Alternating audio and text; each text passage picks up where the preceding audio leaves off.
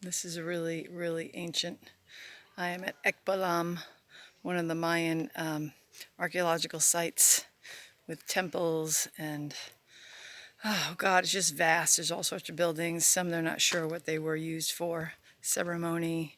There's no plaque in front of this one that I'm standing in, but I'm going to show you. When I walked in, I came through this side, the right side, and it's just like one long room. So I don't know what they use this for. There's a center opening, and there's one on the left side as well. So with the Maya, it was all about perfect balance of the masculine and feminine. So I came up the masculine side because the masculine, in men and in women, because we all have inner masculine and feminine, is going through a huge transformation right now, an awakening.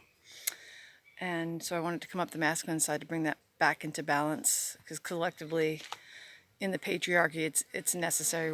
We are healing our inner masculine and bringing it back into balance with the inner feminine and the sacredness of that.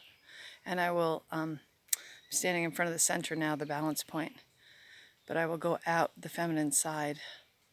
But what I wanted to say was, when I go to places that are really ancient, that I've had a connection with in past lives, I can feel it. And I don't know what you all experience, and leaving comments would be great, so I can feel what your resonance with this is.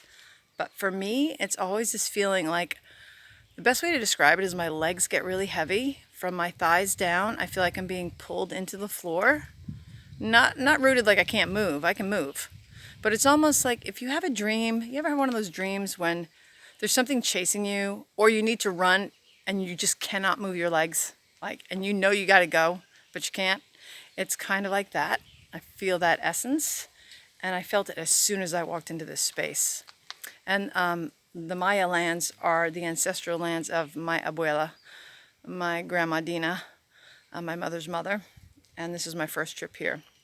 And we're here with a Mayan shaman on this tour with Kaipacha, who's an amazing and super fun evolutionary astrologer and a friend.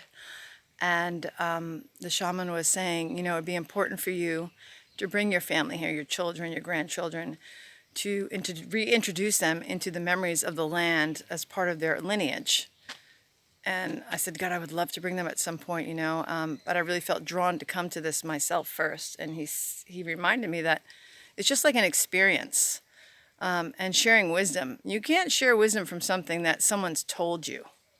You know, if you are having teachings, and this is what the shaman said, and I agree with this, just because it's a belief system, but until you experience it, how could you share that? Or how do you really believe that? Like, you know, question that knowledge that's coming through. What you're asked to have an experience with the teachings.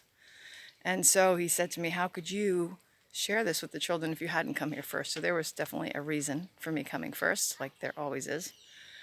And, you know, we'll see what's going to unfold. I've asked for experiences and the highest good of my own soul's evolution. So I'm sure much is to be revealed at a later time.